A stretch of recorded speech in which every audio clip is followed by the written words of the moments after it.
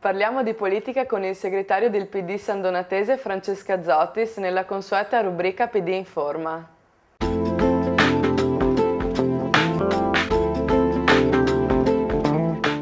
Ben ritrovati ad un nuovo appuntamento con il Partito Democratico sezione sandonatese e la dottoressa Zottis. Buonasera dottoressa. Buonasera. Parliamo di crisi e di quello che si è sentito e si è letto ultimamente dai giornali, cioè che la crisi ha portato purtroppo anche a dei casi di suicidio. Quali proposte avete in merito per superarla e che cosa ne pensate di questi tragici avvenimenti?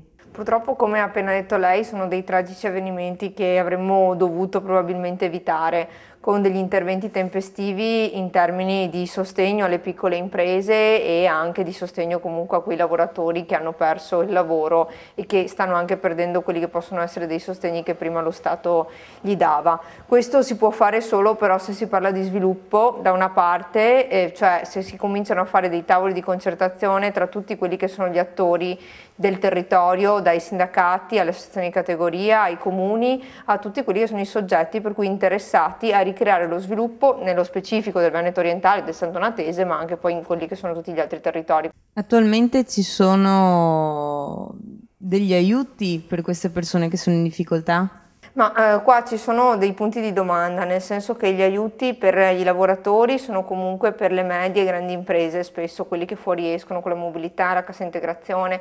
Per le piccole e microimprese questi aiuti sono nettamente inferiori o addirittura nulli. C'erano dei fondi di finanziamento per le piccole, per le medie e anche per le grandi imprese, vanno secondo me comunque rivisti cercando di ricalibrarli su quello che è realmente l'economia di questo territorio. A Musile domenica mattina ci sarà un incontro pubblico. Quali saranno le tematiche che affronterete? Allora, l'incontro pubblico è proprio sullo sviluppo dell'economia del Veneto orientale, governance del Veneto orientale e area metropolitana, cioè cercheremo di confrontarci con le 3 rappresentanze sindacali, Will Di Matteo, De Vecchi per quanto riguarda la CISL, Montagnier per quanto riguarda la CGIL, con un docente universitario di marketing e statistica che è il professor Grandinetti del Centro Universitario di Padova e anche poi con l'onorevole Treu e con quello che è il candidato sindaco di Musile per una lista civica che è Massimiliano Capiotto. Ringraziamo la dottoressa Zottis per il suo intervento, noi vi faremo vedere cosa succede domenica e alla prossima puntata. Grazie. Al convegno si è parlato di crisi economica, ha partecipato anche l'onorevole Treu, intervistato da Federica Midena. Qual è stato il suo apporto nella giornata di oggi?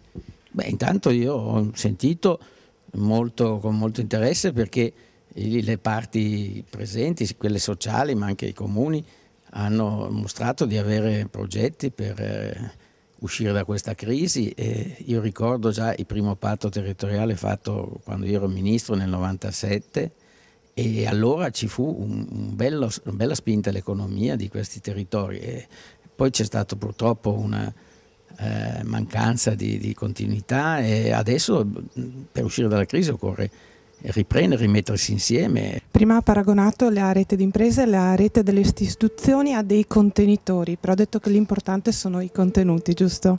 Sì, no, l'area vasta è una cosa utile, anche il triangolo della logistica, ma questi sono dei contenitori importanti.